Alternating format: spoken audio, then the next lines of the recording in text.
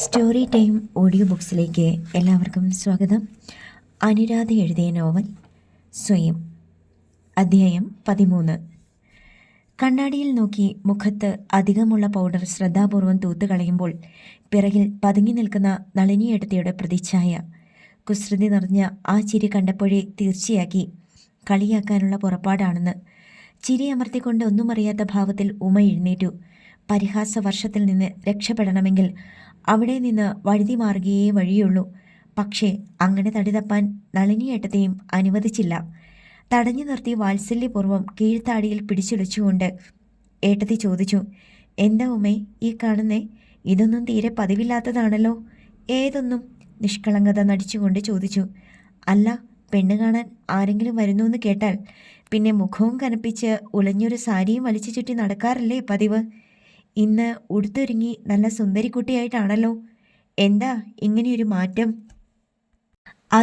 അത് പിന്നെ മുഖത്തെ എണ്ണമയം പോകാൻ ഇത്തിരി പൗഡർ ഇട്ടു. പൊട്ടെന്നും തൊടാറുള്ളതാണല്ലോ. പുള്ളിയുടെ പേര് വിശ്വനാഥൻ എന്നാണ്. വിശ്വാമിത്രൻ എന്നല്ല കേട്ടോ. മേനകയെപ്പോലെ തപസ് മുടക്കാൻ. വിശ്വാമിത്രനായാലും കൊള്ളാം, വിശ്വനാഥനായാലും കൊള്ളാം. ഗൗരവം നടിച്ചുകൊണ്ട് ഉമ പറഞ്ഞു. എന്നെ അങ്ങനെ പറ്റിക്കാമെന്ന് വിചാരിക്കേണ്ട എൻ്റെ മോളെ. വിശ്വനാഥൻ എന്ന പേര് കേൾക്കുമ്പോഴൊക്കെ ഈ മുഖം ചുവന്നു തുടുക്കുന്നതൊക്കെ ഞാൻ കാണുന്നുണ്ട്. ഒരു നിമിഷത്തേക്ക് അത്ഭുത സ്തബ്ധയായി ഉമ. ഈ വിവാഹാലോചനയിൽ തനിക്കെന്തോ പ്രത്യേക താല്പര്യമുണ്ടെന്ന് നളിനിയേട്ടത്തി മനസ്സിലാക്കിയെന്നോ? ഇത്രയൊക്കെ കരുതലോടെ പെരുമാറിയിട്ടും? മുഖം മനസ്സിൻ്റെ കണ്ണാടിയാണെന്നാണല്ലോ പറയുന്നത്. മനസ്സിലെ ഉത്കടമായ സന്തോഷം താനറിയാതെ മുഖത്ത് പ്രതിഫലിച്ചിട്ടുണ്ടാവണം. അതെ, തൻ്റെ മനസ്സിപ്പോൾ സന്തോഷം കൊണ്ട് തുള്ളിച്ചാടുകയാണ്. കാൽ ചുവട്ടിലിരുന്ന് സാരിയുടെ ഞൊറികൾ കൂടുതൽ മൂടിയിലാക്കുകയാണ് നളിനിയേട്ടത്തി. അത് കഴിഞ്ഞെഴുന്നേറ്റ് അടുമുടിയൊന്ന് ഒഴിഞ്ഞു നോക്കിയിട്ട് നളിനിയേട്ടത്തി പറഞ്ഞു, ശരിക്കും ഒരു മേനക തന്നെ. ഗൗരവത്തിൻ്റെ മുഖം മൂടി ഉമയറിയാതെ ഊർന്നു വീണുപോയി. ആഹാ, ഇങ്ങനെ ചിരിച്ചുകൊണ്ട് വേണം അവരുടെയൊക്കെ മുന്നിലേക്ക് ചെല്ലാൻ കേട്ടോ. അങ്ങനെയൊരു നിർദ്ദേശവും നൽകി നളിനിയേട്ടത്തി മുറിയിൽ നിന്നിറങ്ങിപ്പോയി. മേശപ്പുറത്തിരിക്കുന്ന ടൈം പീസിൽ മണി 10. 11 മുമ്പ് വിശ്വനാഥനും ബന്ധുക്കളും തന്നെ കാണാനെത്തും. കണ്ണാടിയിൽ ഒരിക്കൽ കൂടി നോക്കിയിട്ട് ഉമ മെല്ലെ ഇറങ്ങി അടുക്കളയിലേക്ക് ചെന്നു. തിരക്കിട്ട ജോലിയിലാണ് അമ്മയും നളിനിയേട്ടത്തെയും. അടുത്ത് ചെന്നപ്പോൾ ആപാത ചൂടം ഉമയെ ശ്രദ്ധിച്ചു നോക്കിയിട്ട് സംതൃപ്തി തുളുമ്പുന്ന സ്വരത്തിൽ അമ്മ പറഞ്ഞു, നീ അപ്പുറത്തേക്ക് പോയിക്കോ, സാരിയൊക്കെ ഉലയും. എന്നിട്ടും അടുക്കളയിൽ തന്നെ ചുറ്റിപ്പറ്റി നിന്നു. ഹൃദയത്തിൽ ആകാംക്ഷയുടെ തപ്പും തൊടിയും. ഏകാന്തത തന്നെ കൂടുതൽ അസ്വസ്ഥയാക്കുന്നു. വിശ്വത്തിൻ്റെ കൂടെ അച്ഛനും അമ്മയും തീർച്ചയായും ഉണ്ടാകുമെന്നാണ് ദല്ലാൽ പറഞ്ഞത്. കൂടാതെ 2 or 3 ബന്ധുക്കളും. ഊണൊന്നും ഒരുക്കേണ്ടെന്ന് പ്രത്യേകം പറഞ്ഞിരുന്നു. അവർക്ക് വേഗം മടങ്ങണമത്രേ. അടുത്തെവിടെയോ ബന്ധുക്കളിൽ ചിലർ താമസിക്കുന്നുണ്ട്. അവരെ ഒന്ന് സന്ദർശിച്ചിട്ട് വേണം വിശ്വനാഥനും ബന്ധുക്കൾക്കും മടങ്ങാൻ. ജാതകങ്ങൾ തമ്മിൽ മധ്യമത്തിൽ ചേർക്കാമെന്നാണ് ജ്യോത്സ്യൻ പറഞ്ഞത്. പെണ്ണിനെ കണ്ട് തൃപ്തിയായാൽ വിവാഹം ഉറപ്പിക്കാമെന്നാണ് വിശ്വത്തിൻ്റെ അച്ഛൻ അറിയിച്ചത്. തമ്മിൽ പരിചയമുണ്ടെന്നും വിവാഹം കഴിക്കാൻ ആഗ്രഹമുണ്ടെന്നും വിശ്വം വീട്ടുകാരെ അറിയിച്ചിട്ടുണ്ടാകുമോ? ചായക്കോപ്പകളും പിഞ്ഞാണികളും ഊണുമേശയിൽ കഴുകി കമഴ്ത്തി വെച്ചിട്ട് അമ്മ പറഞ്ഞു, നീ ഇതൊക്കെ ഒന്ന് തുടച്ചു വെക്കുമേ. ഒരു ടവൽ കൊണ്ട് പാത്രങ്ങൾ തുടച്ചുകൊണ്ട് നിൽക്കുമ്പോൾ ഗേറ്റിന് വെളിയിൽ ടാക്സി വന്ന് നിൽക്കുന്ന ശബ്ദം കേട്ടു. അവരെത്തിയെന്ന് തോന്നുന്നു. അമ്മയുടെ സ്വരത്തിൽ ഉദ്യോഗം. നീ ബെഡ്റൂമിൽ പോയിരുന്നു. സമയമാകുമ്പോൾ നളിനി വന്ന് വിളിക്കും. അകത്തേക്ക് നടക്കുമ്പോൾ ഉമ ജനാലയിലൂടെ വിരുന്നുകാരെ ഒരു നോക്ക് കണ്ടു. വിശ്വവും 2 യുവതികളും ടാക്സിയിൽ നിന്നിറങ്ങിക്കഴിഞ്ഞു. അവസാനം ഇറങ്ങുന്ന സ്ത്രീയും പുരുഷനും വിശ്വത്തിൻ്റെ അച്ഛനും അമ്മയും ആവണം. അകത്തെ മുറിയിൽ വന്നിരുന്നെങ്കിലും മനസ്സ് വിശ്വത്തിനെ വലയം വെക്കുകയായിരുന്നു. ഉമ്മറത്ത് നിന്ന് സംസാരം കേട്ടു. ചെവി ഓർത്തിട്ടും ഒന്നും വ്യക്തമാകുന്നില്ല. അവരുടെ മുൻപിൽ പ്രത്യക്ഷപ്പെടാനുള്ള നിമിഷങ്ങൾ അടുത്ത് വരികയാണ്. തമ്മിൽ സംസാരിക്കാനുള്ള അവസരം കിട്ടിയാൽ ഈ പെണ്ണുകാണൽ ചടങ്ങ് വരെയുള്ള കാര്യങ്ങൾ എങ്ങനെ സാധിച്ചെടുത്തുവെന്ന് ചോദിച്ചറിയണം. വിശ്വം ശരിക്കും ഒരു നാടകം തന്നെ കളിച്ചു കാണും.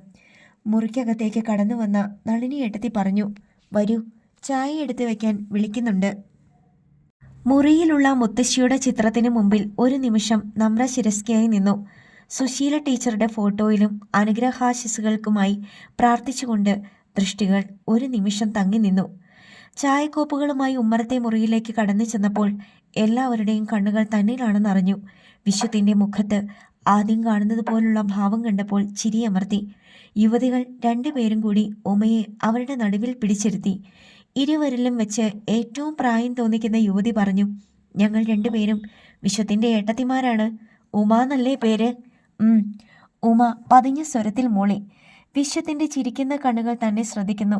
വിശ്വത്തിൻ്റെ അച്ഛനമ്മമാർ എല്ലാം പുത്രഭാര്യമാർക്ക് വിട്ടുകൊടുത്തതുപോലെ നിശബ്ദരായിരിക്കുകയാണ്. ഏത് കോളേജിലാ പഠിച്ചത്? ഇളയവൾ ചോദിച്ചു. സെയിൻറ്റ് പീറ്റേഴ്സിൽ. ജോലിയുണ്ടല്ലോ? ഉവ്. ഇവിടെ അടുത്താണോ? അതെ. നളിനി ഏട്ടത്തി പലഹാരങ്ങൾ വീണ്ടും കൊണ്ടുവന്ന് വിളമ്പി. അടുക്കളയിൽ നിന്ന് വീണ്ടും ചായപാത്രം നിറച്ചുകൊണ്ട് ഉമ്മറത്തേക്ക് കൊണ്ടുവന്നപ്പോൾ വിശ്വത്തിൻ്റെ അമ്മ തടഞ്ഞു. അയ്യോ മതി, വയറ് നിറഞ്ഞു. ഇനി വിശ്വനാഥൻ സാറിന് പെൺകുട്ടിയോടെന്തെങ്കിലും സംസാരിക്കണമെങ്കിൽ അതാവാം. ദല്ലാൾ അടുത്ത ചടങ്ങിനെക്കുറിച്ച് ഓർമ്മിപ്പിച്ചു. അങ്ങനെയാവട്ടെ, എന്നിട്ട് നമുക്ക് മടങ്ങുകയും വേണമല്ലോ. വിശ്വത്തിൻ്റെ അച്ഛൻ സമ്മതമറിയിച്ചു. വിശ്വനാഥനെയും ഉമയെയും അകത്തെ മുറിയിൽ കൊണ്ടുപോയി ഇരുത്തിയിട്ട് നളിനി പുറത്തേക്ക് പോയി. വിശ്വമാണ് സംസാരത്തിന് തുടക്കം കുറിച്ചത്. എൻ്റെ അഭിനയം എങ്ങനെ? എല്ലാം ഞാനെന്ന് പറഞ്ഞ പോലെ നടന്നില്ലേ? വിശ്വം കുടുകുടയെ ചിരിച്ചു. ഉമയ്ക്ക് ആ തമാശയിൽ പങ്കുചേരാനായില്ല. പെണ്ണുകാണൽ ചടങ്ങ് വരെ എത്തിയെങ്കിലും ഇനിയും പല കടമ്പകളും കടക്കേണ്ടിയിരിക്കുന്നു. ആദ്യം വിശ്വനാഥൻ്റെ ബന്ധുക്കൾക്ക് തന്നെ ബോധ്യമായോ എന്നറിയണം. എന്താ ഉമ ഇങ്ങനെ നനഞ്ഞ കുരുവിയെപ്പോലെ ഇരിക്കുന്നത്? ഉമ അപ്പോഴും വിളറിയ ചിരിയുമായി തല കുമ്പിട്ടിരുന്നതേ ഉള്ളൂ. എന്തു പറ്റി തനിക്ക്? അന്ന് ആ ബസ്സിൽ വെച്ച് കണ്ട ഉശിരൊക്കെ എവിടെ? വിശ്വത്തിൻ്റെ അച്ഛനമ്മമാർക്ക് എന്നെ ഇഷ്ടമായോന്ന്? ആ സംശയം വേണ്ട. ഒറ്റ നോട്ടത്തിൽ തന്നെ അവർക്ക് തൃപ്തിയായി. രണ്ടുപേരും സമ്മതം മൂളിക്കഴിഞ്ഞല്ലോ. എപ്പോൾ? എന്താ വിശ്വാസം വരുന്നില്ലേ? ഉമ ചായ എടുക്കാൻ അകത്തേക്ക് പോയപ്പോൾ അവർ രണ്ടുപേരും ഒരേ സ്വരത്തിൽ അഭിപ്രായപ്പെട്ടത് എന്താണെന്നറിയോ? എന്താ? നല്ല സുന്ദരി കുട്ടിയെന്ന്. അല്ല, അത് ഏത് പൊട്ടക്കണ്ണനും അങ്ങനെയേ പറയൂ. കണ്ടിട്ട് മതി വരാത്ത മട്ടിൽ വിശ്വം ഉറ്റുനോക്കുന്നത് കണ്ടപ്പോൾ ചിരി വന്നു. അധിക സമയം ഇവിടെ ഇങ്ങനെ ഇരുന്നാൽ നമ്മൾ തമ്മിൽ പണ്ടേ പരിചയമുണ്ടെന്ന് മറ്റുള്ളവർ സംശയിച്ചേക്കും. അതുകൊണ്ട് ഞാൻ ഉടനെ സ്ഥലം വിട്ടേക്കാം. ഉമ തലയാട്ടിക്കൊണ്ട് അനുമതി നൽകി. മുറിയിൽ നിന്ന് പുറത്തേക്ക് ഇറങ്ങും മുമ്പ് വിശ്വം പറഞ്ഞു, ഓഫീസിലേക്ക് ഞാൻ കത്തെഴുതാം. മറുപടി എഴുതാമല്ലോ? എഴുതാം, പതിഞ്ഞ സ്വരത്തിൽ ഉമ പറഞ്ഞു. വിരുന്നുകാർ മടങ്ങിക്കഴിഞ്ഞപ്പോൾ അവരെ സൽക്കരിച്ച കുപ്പിപ്പാത്രങ്ങളും മറ്റും കഴുകി വെക്കുന്നതിനിടയിൽ നളിനി ഏട്ടത്തിയുടെ കമൻറ്റ്, ആ പെണ്ണുങ്ങൾ ഇട്ടിരിക്കുന്ന ആഭരണങ്ങൾ കണ്ടോ? എന്ത് ഭംഗിയാ! സാരിയും അതെ, നല്ല വിലയുള്ള പട്ട. അമ്മയ്ക്കും അതേ അഭിപ്രായം. നല്ല കഴിവുള്ള കുടുംബത്തിലെ കുട്ടികളാണെന്നാ തോന്നുന്നത്. അമ്മയുടെ കഴുത്തിൽ കിടക്കുന്ന ചങ്ങല ഒരു 10 പവനെങ്കിലും വരും. വിശ്വത്തിൻ്റെ അച്ഛന് അവരുടെ നാട്ടിൽ തന്നെ പലചരക്ക് കടയാത്രേ. നമ്മുടെ ചുറ്റുപാടുകളൊക്കെ അവർക്ക് ഇഷ്ടപ്പെടുവോ ആവോ? ഏതായാലും ഉമയെ അവർക്ക് നല്ല പോലെ പിടിച്ചു എന്ന് തോന്നുന്നു. പയ്യനും ഉമയെ ബോധ്യമായിട്ടുണ്ട്, അതെനിക്കറിയാം. നളിനി ഏട്ടത്തി അറിയിച്ചു. അല്ല, ഇവിടെ ഒരാൾക്ക് പയ്യനെ ഇഷ്ടപ്പെട്ടു എന്ന് ചോദിച്ചില്ലല്ലോ. ഉമ ഒന്നും മിണ്ടിയില്ല. അമ്മയാണ് മറുപടി പറഞ്ഞത്. എന്താ ഇഷ്ടപ്പെടാണ്ട്? നല്ല മുഖശ്രീയുള്ള പയ്യൻ ആണോ ഉമേ? നളിനി ഏട്ടത്തി ചോദ്യം ആവർത്തിച്ചു. നിസ്സംഗത നടിക്കാനുള്ള ഉമയുടെ ശ്രമം വിഫലമായി. അറിയാതെ ചിരി പൊട്ടിവിടർന്നു. തമ്മിൽ ഇഷ്ടമായതുകൊണ്ട് മാത്രമായില്ലല്ലോ. അവരെന്താ ചോദിക്കാൻ പോകുന്നതെന്നാ ഭയം. അമ്മയ്ക്ക് അതായിരുന്നു ഉത്കണ്ഠ. നളിനി ഏട്ടത്തി പിന്താങ്ങി. അവരുടെ കുടുംബസ്ഥിതിക്കനുസരിച്ച് ചോദിച്ചാൽ നമ്മൾ കുഴുങ്ങും. അമ്മയുടെ ദുഃഖം അലിഞ്ഞു ചേർന്ന സ്വരം. വിവരം ദല്ലാളിൻ്റെ അടുത്ത് പറഞ്ഞയക്കാമെന്നല്ലേ പറഞ്ഞത്? ഉമ എല്ലാം കേട്ട് നിന്നു. അവരുടെ എല്ലാ ആശങ്കകളും തികച്ചും അടിസ്ഥാനരഹിതങ്ങളാണെന്ന് ഉടനെ അവരെ അറിയിക്കാൻ തോന്നി. എങ്കിലും സ്വയം നിയന്ത്രിച്ചു. 4-5 ദിവസങ്ങൾക്കുള്ളിൽ എല്ലാവരും അറിയുമല്ലോ. സ്ത്രീധനമൊന്നും വേണ്ടെന്നാണ് വിശ്വത്തിൻ്റെ വീട്ടുകാർ പറഞ്ഞതെന്നറിയുമ്പോൾ എല്ലാവർക്കും ആശ്വാസമാകും. പിന്നെ വിശ്വത്തിനെ വാനോളം പുകഴ്ത്തും. നട്ടലുള്ള ചെറുപ്പക്കാരൻ, വിശാല മനസ്സുള്ളവൻ എന്നെല്ലാം എന്തൊക്കെ വിശേഷണങ്ങളായിരിക്കും വിശ്വത്തിന്. അന്ന് കോളേജിലെ തീപ്പൊരി പ്രസംഗം കേട്ടപ്പോൾ വിചാരിച്ചത് വിശ്വത്തിനും ഒരു സഹോദരിയെങ്കിലും ഉണ്ടാകുമെന്നാണ്. പിന്നീടാണ് വിശ്വത്തിനുള്ളത് 2 സഹോദരന്മാരാണെന്ന് അറിഞ്ഞത്. ഇന്ന് സഹോദര ഭാര്യമാരെ കണ്ടപ്പോഴാകട്ടെ തൻ്റെയും വിശ്വത്തിൻ്റെയും കുടുംബത്തിലെ ചുറ്റുപാടുകൾ തമ്മിൽ രാത്രിയും പകലും പോലുള്ള അന്തരമുണ്ടെന്നും ഉറപ്പായി. ഓഫീസിൽ അന്ന് വന്ന് കണ്ടപ്പോഴും ഇന്ന് തമ്മിൽ കണ്ടപ്പോഴും വിശ്വം സ്ത്രീധനം എന്ന ഒരു പ്രശ്നമുണ്ടെന്ന് തന്നെ സൂചിപ്പിച്ചില്ല. വിശ്വത്തിൽ പൂർണ്ണ വിശ്വാസം അർപ്പിച്ചതുകൊണ്ട് താനും അതേക്കുറിച്ച് മറന്നു. വിശ്വത്തിനെ പോലെ ഒരു ആദർശവാദിക്ക് എങ്ങനെ സ്വാർത്ഥനാകാൻ? കഴിയും?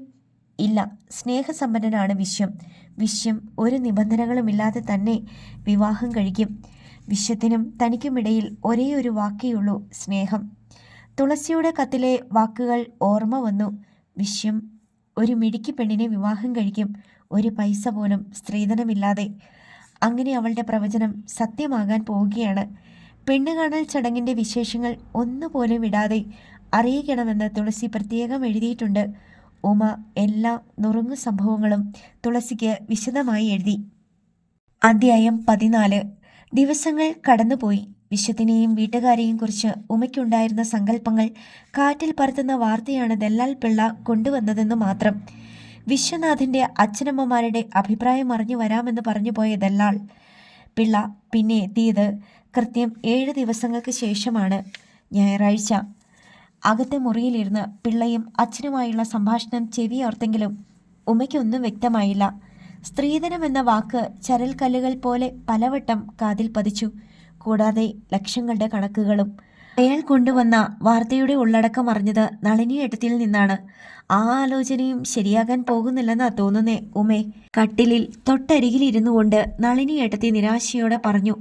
മനസ്സിലെ ആശാനാളം വല്ലാതെ ഒന്ന് പതറി. എന്താവും പിള്ള കൊണ്ടുവന്ന വാർത്ത? ബന്ധുക്കൾക്ക് പെണ്ണിൻ്റെ സൗന്ദര്യം ബോധിച്ചില്ലെന്നാണോ? അതോ വിദ്യാഭ്യാസ യോഗ്യത പോരെന്നോ? പക്ഷേ വിശ്വത്തിന് തന്നോട് ഇഷ്ടമാണല്ലോ. അതുകൊണ്ടല്ലേ വിശ്വം തന്നെ മുൻകൈയെടുത്ത് ആലോചന ഇവിടം വരെ എത്തിച്ചത്. ഇപ്പോഴെന്താണ് പ്രശ്നം?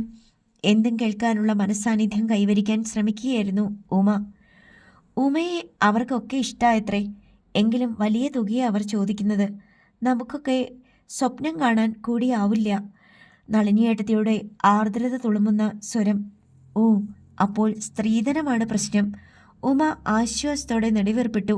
വിശ്വവുമായുള്ള ബന്ധത്തിന് സ്ത്രീധനം എന്ന വാക്ക് ഒരിക്കലും തടസ്സമാകാൻ പോകുന്നില്ലെന്ന് തനിക്ക് തീർച്ചയുണ്ടല്ലോ. അച്ഛനമ്മമാരുടെ ഈ നീക്കം വിശ്വം അറിഞ്ഞു കാണില്ല. അറിഞ്ഞാൽ വിശ്വം ക്ഷോഭിക്കും, എതിർക്കും, തീർച്ച.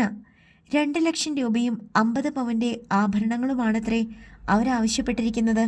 മറ്റ് 2 ആൺമക്കൾക്കും അതിലുമധികം കിട്ടിയിട്ടുണ്ടെന്ന് നമ്മുടെ ചുറ്റുപാടുകൾ കണ്ടപ്പോൾ തുക കുറിച്ചതാണത്രേ, നളിനിയേട്ടത്തി അറിയിച്ചു. ഉമയുടെ മനസ്സപ്പോഴും മന്ത്രിച്ചുകൊണ്ടിരുന്നു. ഇല്ല, വിശ്വനാഥൻ ഒന്നും അറിഞ്ഞിട്ടുണ്ടാവില്ല. വിശ്വം നിരപരാധിയാണ്. അത്രയ്ക്കൊന്നും കൊടുക്കാൻ ഈ വീടും വീട്ടുകാരെയും കൂടി വിറ്റാൽ പോലും കിട്ടാൻ പോകുന്നില്ല. പിന്നെ എങ്ങനെയാ? വിശ്വനാഥനെ തനിക്കിഷ്ടമായിന്നറിയാം. പക്ഷേ ഇത്രയും വലിയൊരു തുക എവിടെ നിന്നുണ്ടാകും? നളിനിയേട്ടത്തിയുടെ പതിഞ്ഞ സ്വരം വീണ്ടും. മതി നളിനിയേട്ടത്തി, എനിക്ക് നന്നായി അറിയാം എൻ്റെ വിശ്വത്തിനെ. മനസ്സിൽ പറഞ്ഞു. നിനക്കതല്ലായിരിക്കും വിധിച്ചിട്ടുള്ളത് എന്നോർത്ത് സമാധാനിച്ചോളൂ എന്ന ആശ്വാസവാക്കോടെ നളിനിയേട്ടത്തി മെല്ലെ എഴുന്നേറ്റ് പോയി. അന്ന് രാത്രി അത്താഴത്തിനിരിക്കുമ്പോൾ കുറുപ്പും കൃഷ്ണൻകുട്ടിയും തമ്മിൽ സംസാരിച്ചതും വിശ്വനാഥൻ്റെ വിവാഹാലോചനയും കുറിച്ചായിരുന്നു ചർച്ച. അടുത്ത് തന്നെ പത്മാവതിയും ഇരിപ്പുണ്ട്. ഉമ ശ്രദ്ധിച്ചു. അച്ഛൻ്റെ മുഖം മ്ലാനമാണ്. കൃഷ്ണേട്ടൻ്റെയും മുഖം മങ്ങിയിരിക്കുന്നു. ഈ ആലോചന കൃഷ്ണേട്ടന് വളരെ ബോധ്യമായതായിരുന്നു. ആലോചന അലസിപ്പിരിയുമോ എന്ന ഉത്കണ്ഠയാണ് കൃഷ്ണേട്ടന്. 2 ലക്ഷം രൂപ എങ്ങനെയും ഉണ്ടാക്കാം. പക്ഷേ സ്വർണത്തിനുള്ള പണവും വേണമല്ലോ. അച്ഛൻ ദല്ലാളിനോട് അച്ഛൻ എന്താ പറഞ്ഞത്? ആലോചന അവസാനിപ്പിക്കാമെന്നൊന്നും പറഞ്ഞില്ലല്ലോ. അങ്ങനെ പറഞ്ഞില്ല. ഒന്നും കൂടി ഒന്ന് ആലോചിക്കട്ടെ എന്ന് പറഞ്ഞു. അത് നന്നായി. വിശ്വനാഥൻ സോപ്പ് ഫാക്ടറിയിൽ ഫോർമാനല്ലേ. ഇത്രയൊക്കെ കിട്ടാൻ അയാൾക്കൊരു വിഷമവും ഉണ്ടാവില്ല. ഇതല്ലെങ്കിൽ മറ്റൊന്ന്. അയാളുടെ വീട്ടുകാർക്ക് അങ്ങനെയല്ലേ തോന്നുക?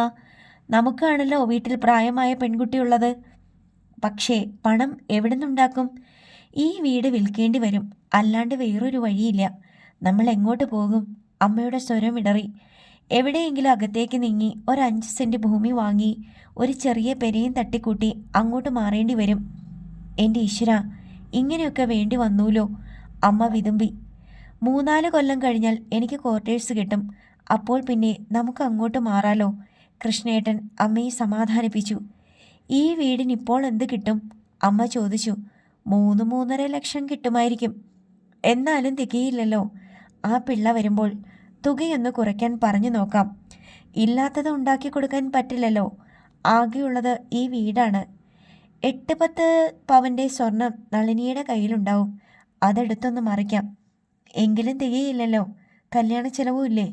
തളത്തിലേക്ക് കടന്നു നിന്നിട്ട് ഉമ പറഞ്ഞു, സ്ത്രീധനം കൊടുത്ത് എനിക്ക് ഈ കല്യാണം വേണ്ട. അന്ന് നിന്നെ പെണ്ണ് കാണാൻ വന്ന ചെറുക്കൻ്റെ മുമ്പിൽ വെച്ച് നീ ഒച്ച വെച്ചില്ലേ? എന്നിട്ട് എന്തുണ്ടായി? അവരവരുടെ പാടും നോക്കിപ്പോയി, അത്ര തന്നെ.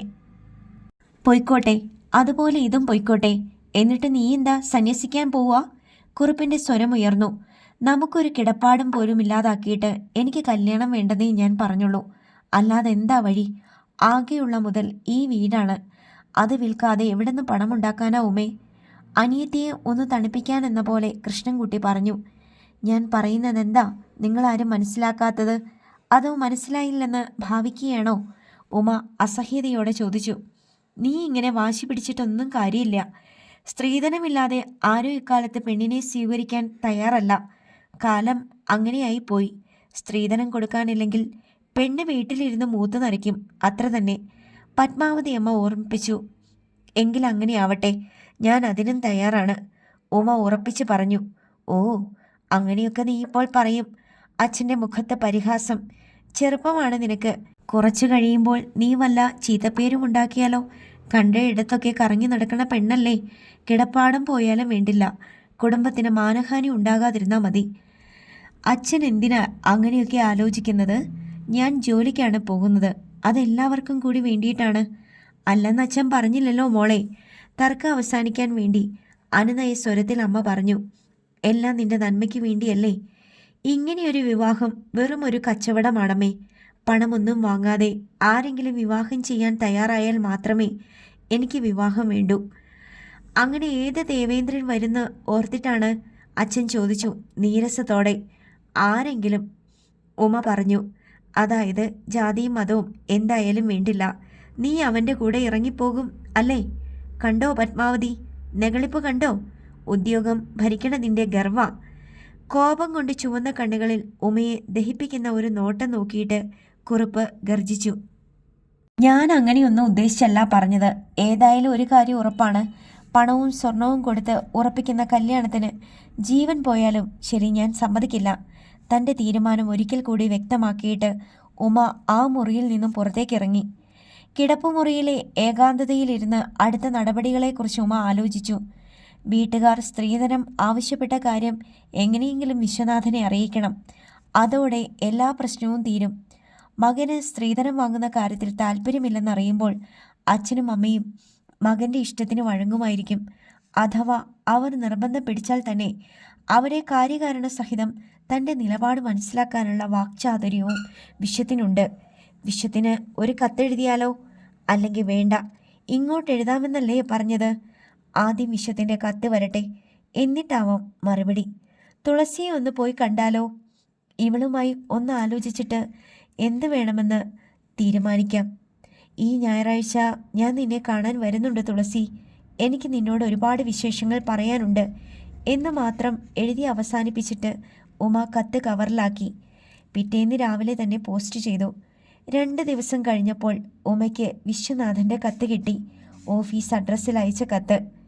വിശ്വനാഥൻ്റെ കത്താണെന്നറിഞ്ഞപ്പോൾ ഊഷരമായ മനസ്സിൽ പെട്ടെന്നൊരു കുളിർക്കാറ്റ് വീശിയതുപോലെ ഉദ്യോഗത്താൽ വീർപ്പുമുട്ടുന്ന ഹൃദയവുമായി കത്ത് നിവർത്തി. സ്നേഹസാന്ദ്രമായ കത്ത്. വിശ്വൻ തന്നെ കാണുവാൻ വന്ന ദിവസം തൻ്റെ മുഖത്ത് പ്രകടമായിരുന്ന പരിഭ്രമവും വേവലാതിയും ഇപ്പോൾ മാറിയോ എന്ന് പരിഹസിച്ചിരുന്നു. തമ്മിൽ കണ്ടപ്പോൾ തോന്നിയ ആനന്ദാതിരേകം വിവരിക്കാൻ വാക്കുകൾ കിട്ടുന്നില്ലത്രേ. വീണ്ടും കാണുവാൻ തപസ്സിരിക്കുകയാണ് പോലും. കത്ത് വായിച്ചു കഴിഞ്ഞപ്പോൾ മനസ്സ് മന്ത്രിച്ചു.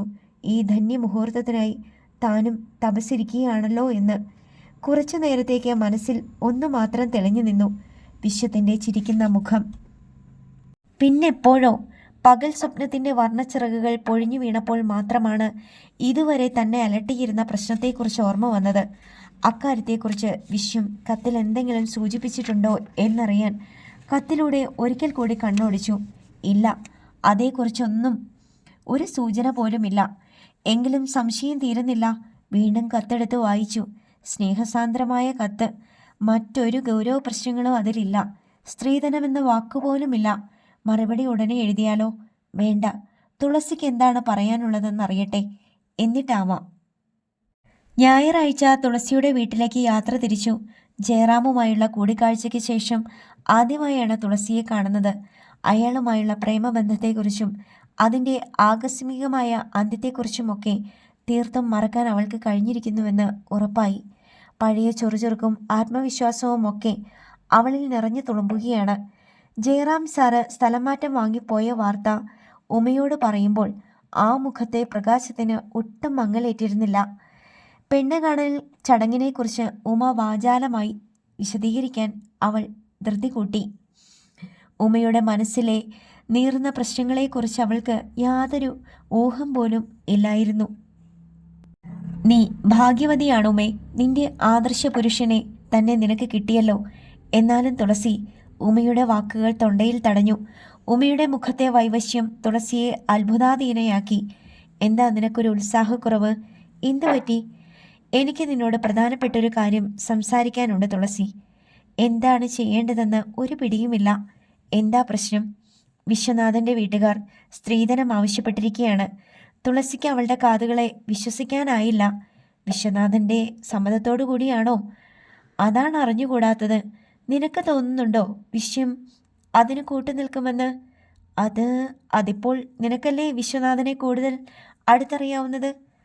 വർഷങ്ങൾക്ക് മുമ്പ് വിശ്വനാഥൻ്റെ ആത്മാർത്ഥതയെക്കുറിച്ച് തുളസിക്കുണ്ടായ സംശയം വീണ്ടും ഉയർത്തെഴുന്നേൽക്കുകയായിരുന്നു. അവസരത്തിനൊത്ത് മാറുന്നതാണല്ലോ മനുഷ്യ മനസ്സ്. പിന്നെങ്ങനെ ഉറപ്പു പറയും? ഉമയുടെ മനക്കോട്ടകളും തൻ്റേതുപോലെ നിലം പതിക്കുമോ? തുളസി ആശങ്കാകുലയായി.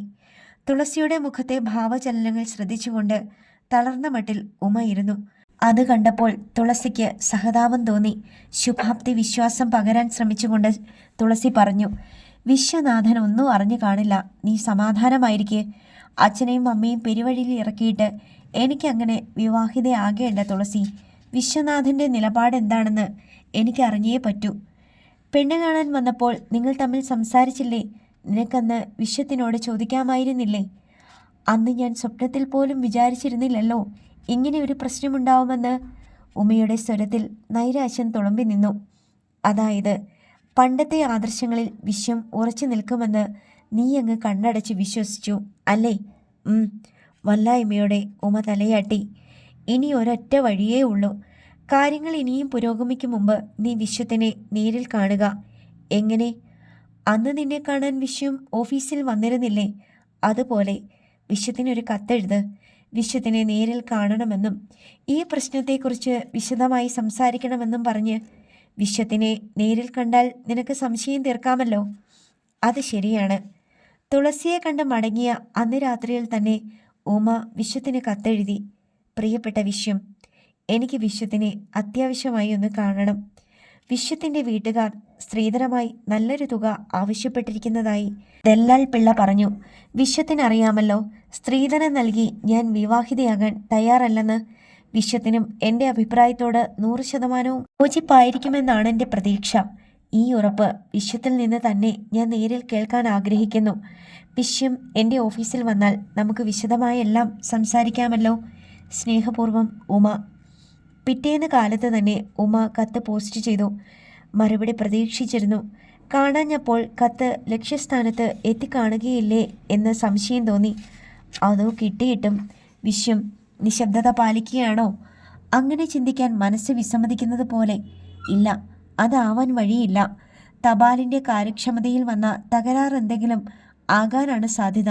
ഉമ ആകാംക്ഷയോടെ വിശ്വത്തിൻ്റെ മറുപടി കത്ത് കാത്തിരുന്നു. കത്ത് കാണാതായപ്പോൾ വിശ്വം നേരിൽ വന്ന് കാണാമെന്ന് കരുതിയിരിക്കും എന്നായി പ്രതീക്ഷ. വിശ്വം വരും, വരാതിരിക്കില്ല. ആ വിശ്വാസത്തിൽ ഉമ ദിവസങ്ങൾ തള്ളി നീക്കി. അടുത്ത ഭാഗം നാളെ.